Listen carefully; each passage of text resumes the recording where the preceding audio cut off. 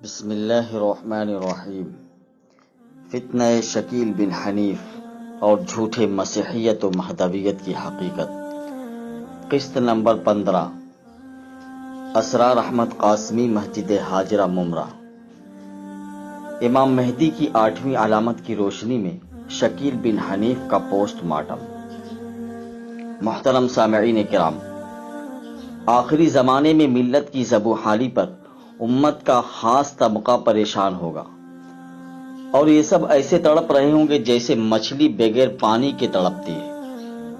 ان کے دل میں ایک خواہش شدت سے پیدا ہوگی کہ اللہ پاک امام مہدی کو جلد ظاہر کر دے، اور وہ جلد ظاہر ہو کر باطل قوتوں کا بڑھتا ہوا زور توڑ دیں، اور ملت اسلامیہ ایک بار پھر شان و شوکت کے بلند مقام پر پہنچ جائے۔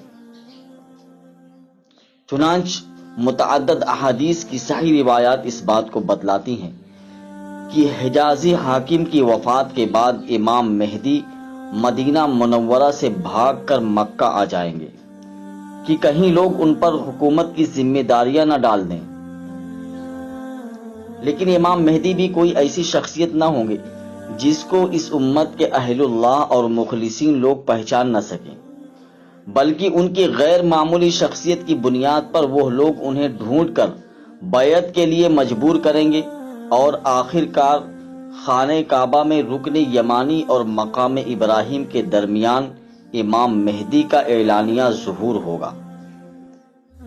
یہاں تک حدیث میں ہے کہ اگر اس دنیا کی عمر صرف ایک دن بھی باقی ہوگی تو آپ صلی اللہ علیہ وسلم نے فرمایا کہ میرا وہ بیٹا آ کر رہے گا۔ اللہ تبارک و تعالی ان کے ارد گرد بادل کے ٹکڑوں کی طرح اس امت کے مخلصین و اہل اللہ کو جمع کر دے گا۔ محترم سامعین، یہ ہے وہ عقیدہ جس پر امت پہلی صدی ہجری سے لے کر آج تک ایمان رکھتی چلی آ رہی ہے، اور اس طویل عرصے میں کسی نے بھی اس سلسلے میں شک نہیں کیا۔ لیکن سامعین، شکیل بن حنیف امام مہدی کی اس عمومی معرفت کا مذاق اڑاتے ہوئے لکھتا ہے کہ امت کے اہل حق اور مخلص حضرات کیا اتنے بیوقوف ہوں گے کہ پہلے سے کسی تعارف اور پہچان کے بغیر کسی گمنام کا دامن فوراً تھام کر بیعت کر لے؟ ایسا تو حضور صلی اللہ علیہ وسلم کے ساتھ بھی نہیں ہوا۔ محترم سامعین، یہاں شکیل نے اولاً تو یہ غلطی کی ہے کہ نبی کا موازنہ امتی سے کیا ہے، جو سراسر جہالت ہے۔ دوسری بات، شکیل اس موٹی حقیقت کو نہیں جانتا کہ حضور صلی اللہ علیہ وسلم کی بعثت بت پرست مشرکوں میں ہوئی تھی، اور وہاں مسئلہ کفر اور شرک کو چھوڑ کر ایمان لانے کا تھا، جو یقیناً ایک مشکل چیز ہے، جبکہ مہدی کے مخاطب مسلمان ہیں، اور وہ بھی علم و معرفت کی بلند چوٹی پر ہیں۔ اس لیے حجازی حاکم کی وفات اور حکومت کے سقوط کے بعد انہیں اس حسنی نسب امام مہدی کی شخصیت سے زیادہ خلافت کے لائق کوئی دکھائی نہیں دے گا، اور وہ انہیں اپنی ایمانی فراست سے فوراً پہچان کر بیعت کے لیے مجبور کریں گے۔ اس صورت میں اہل حق کی پیش قدمی خالص فطری اور منطقی نظر آتی ہے۔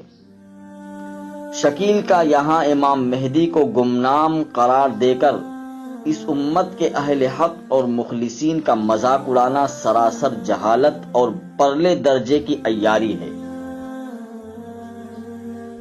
محترم سامعین، فتنہ شکیل بن حنیف اور اس کے ماننے والوں کے بارے میں اس وضاحت کے بعد ہماری ذمہ داری ہے کہ ہم جھوٹے مہدی اور مسیح کے جھوٹے دعوے دار کے فتنے سے خود بھی بچیں، اور اپنے دوسرے ایمانی بھائیوں کو بھی اس سے بچانے کی فکر کریں۔ اللہ رب العزت ہم سب کا خاتمہ ایمان پر فرمائے۔ جاری ہے باقی مضمون آئندہ قسط میں انشاءاللہ تعالی، وآخر دعوانا ان الحمد للہ رب العالمین۔